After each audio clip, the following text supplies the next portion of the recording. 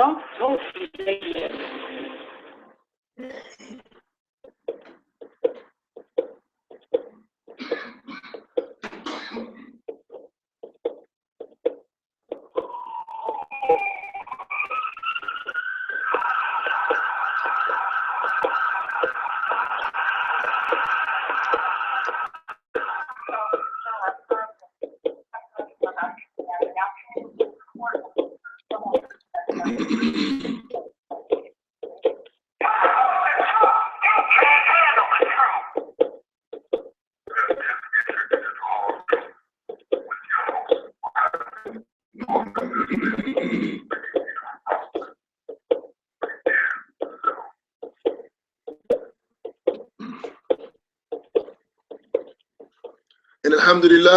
الحمد لله نحمده ونستعينه ونعوذ بالله من شرور أنفسنا ومن سيئات أعمالنا من يهده الله فلا مضل له ومن يضلل فلا هادي له وأشهد أن لا إله إلا الله وحده لا شريك له وأشهد أن محمدا عبده ورسوله صلى الله عليه وسلم. أما بعد السلام عليكم ورحمة الله. وعليكم السلام ورحمة الله وبركاته. الحمد لله وأنت. Alhamdulillah. Can you get to the 14th first real quick, inshallah? Alhamdulillah. First, I got to say Assalamu alaikum wa rahmatullahi wa barakatuh to all the Muslimin who are tuning into our show tonight, who watch our shows on archive and so on and so forth. It's your brother Muhammad Hard True Smith, here with my brother Shahidullah bin Raymond, my brother from a different mother, my brother like no other. Alhamdulillah. Alhamdulillah. Alhamdulillah. And we want to say greetings to all of the people out there who are tuning in tonight that's not yet Muslim. Inshallah, maybe Allah guide you, you become Muslim. Alhamdulillah. May Allah guide you. Ameen. How y'all doing? Ameen. So we got a topic tonight that is it's a touchy topic, because the reason why I say it's touchy because a lot of people don't want to hear the truth. Your family can be an enemy to you. Your family can be an enemy to you in so many different ways. But the main way is by displeasing Allah or preventing you from doing the actions that are pleasing to Allah.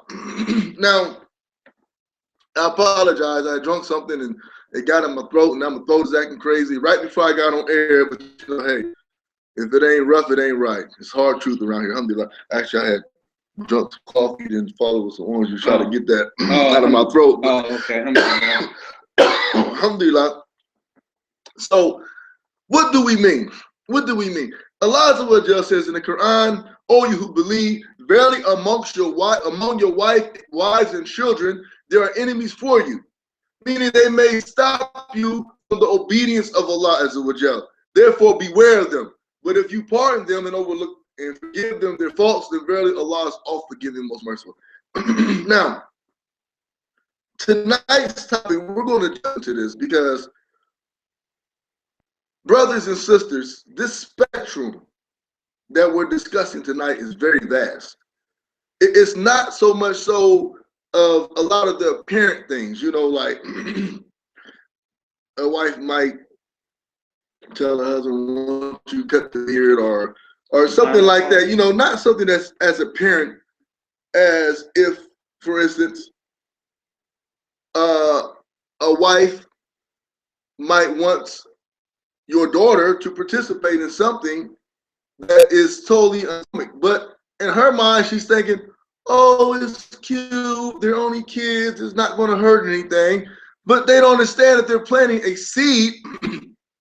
They're planting a seed inside the child that will start to grow and will start to bloom dead fruit, dead flowers, which means something that's not beneficial, something that's not good. So inshallah, tonight we want to discuss that. We want to get into that a little bit, and hopefully some of our listeners will tune in and chime in.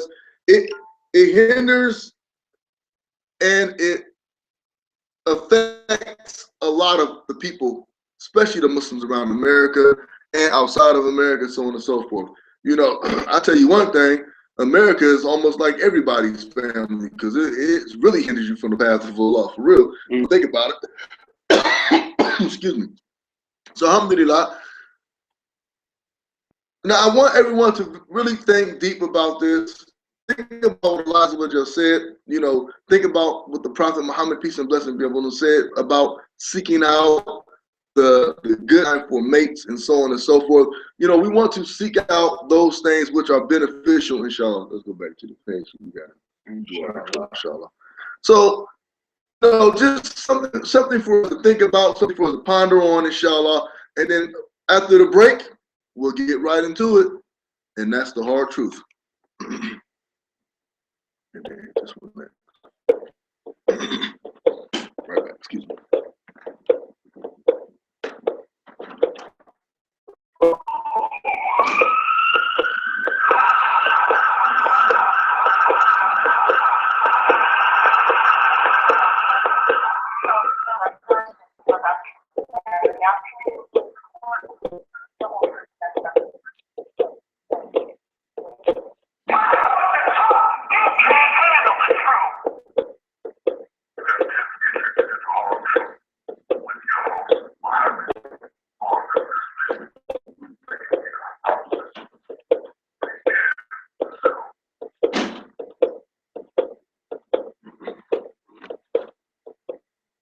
The Hard Truth is sponsored by Ask a Muslim. If you want to know how to fix your car, ask a mechanic. If you want to know about the law, ask a lawyer. And if you want to know about Islam, ask a Muslim. Bringing the truth about Islam one person at a time. Visit the website at www.askamuslim.com or call in toll free 1-855-968-2756. Alhamdulillah. Now, I got to jump right out there, Shahidullah, because one of the biggest hindrance, one of the biggest things that is a danger to man is woman. The Prophet, peace and blessings be upon him, said, he leaves no greater trial for man than woman. And I think every man who can attest to that, raise your hand. Raise your hand. Don't be shy. Heads, koofies, everything. Men can attest to that. There's no greater fitna for man than woman. The Prophet ﷺ said this. A lot of women, they don't want to recognize this fact. It's not something that's fiction. It's a fact. It is something that actually occurs. I don't care how cool a man is, how laid back he is, how much self-control he has, it's still a fitna for him. If he likes women. Now, if he likes men, then, you know, he has different issues, different problems. You know, he needs to really get himself together because that's not halal in any prospect, inshallah. So, but the reason why I say this, because one of this hindrance is polygyny. It's one of the biggest things, and women, they love to say, well, a man, he shouldn't marry because, you know, he just desires more sex. Says who? You know, regardless if it's for you're trying to help a sister, you find a sister beautiful, you have a strong sex drive, or whatever reason, guess what? It does not have to be a reason. Now, we hear a lot of stories about a man not having enough money to provide for his wives and so on and so forth. The rights. Yeah, providing the rights. Now hold on. Let's go back because, you know, the rights as far as time, that's different. No, we're talking about maintaining. Okay, I was about to say that's a whole different category. Maintaining. Okay. Now maintenance. Now let me explain something to you. We get that construed too. And I'm gonna give you Shahidullah. Say you have 4 wives. Say you have 4 wives. You, not me. You have 4 wives. SubhanAllah. And you shouldn't even put me in that. SubhanAllah. I'm sorry if his wives listen. We're just joking. We're just having some fun. So alhamdulillah. But say a brother had 4 wives, right? And this brother had a lot of money. So he had a lot of money. And he lost it. And he lost it. Does he divorce those wives? Exactly. I've always asked the same exact question. Now, that's a heavy topic. That is a heavy topic because there's a lot that goes with that. I mean, you know, you what you're required to do is whatever you eat, they eat. When you clothe yourself, you clothe them to the level that you clothe yourself. You know what I mean? It doesn't mean you're in trouble with that. Well, it doesn't mean I mean, if you. But now here's I don't get to clothe myself that much. Well, here's the thing, Aki, and I think about this. If you only have one wife, okay, and you have resources to the point where you can alhamdulillah, you can do lamb, you can do goat, you can do steak if that's what you choose, right? And obviously, she would grow accustomed to that, alhamdulillah, right? Now, if you had to break that down, and you're like, well, you know, I'm gonna go ahead and you know, this sister over here, you know, she I mean, obviously she wants to fulfill half of her deen. Yeah. Right. And you know,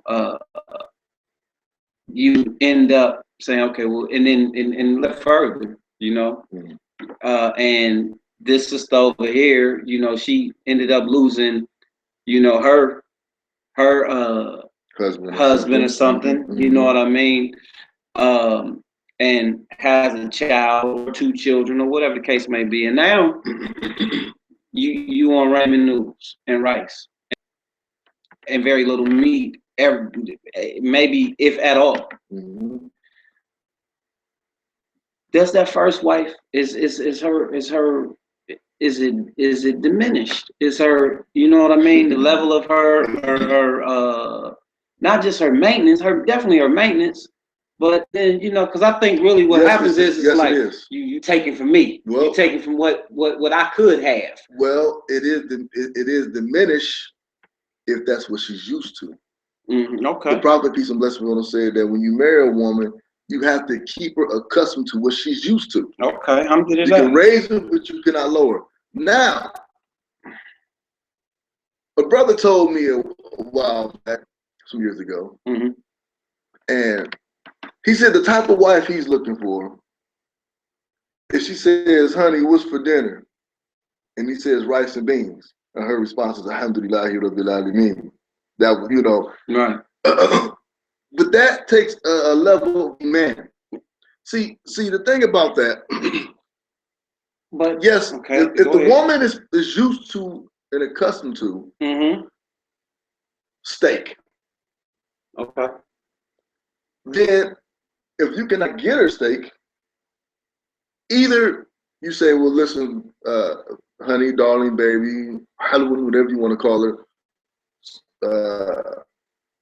I cannot provide steak anymore. Now, I know I've taken on this wife here, and it kind of put a strain on our fun. Can you, you know, this is what we come at our wives, can you be patient? Allah changes our situation. Okay, now I'm going to reply for the sisters. Oh, inshallah, and I can only, you know, and she says to you, can you be patient until Allah changes your financial situation? You have to do without the steak. Well, there's two ways you can look at it. You can say yes. Okay. But you also have to weigh what's the greater fitness? Yeah, if the fitness greater that you have the desire with your nafs. Okay. Or maybe you say to the we got to get all aspects. Okay, come on now. So you say it's your nafs, or maybe this sister is in need of a husband, you know. But with that being said,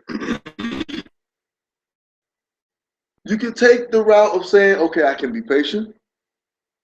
Or you can take the route and say, well, sister, Do you want to be the 4 or the 46? SubhanAllah. Don't take this into see you want to take it off into a joke. Listen. Okay, but I'm saying every situation is not the same. I know it's not. You got to weigh the situation. But what we talking about, and this part is the same. So, Sisterhood. For the sister to want for her other sister what she actually wants for herself, now, which is imam of the household, yes, leadership, yes, companionship. What you laughing for, bro? Because it's funny you said that. Me and my wife have this discussion a lot. You know? Okay. And alhamdulillah, my wife, we're not really part of this scenario. Okay, alhamdulillah. So, but I tell my wife, because, you know, she complains, well, not she complains, but sisters complain to her about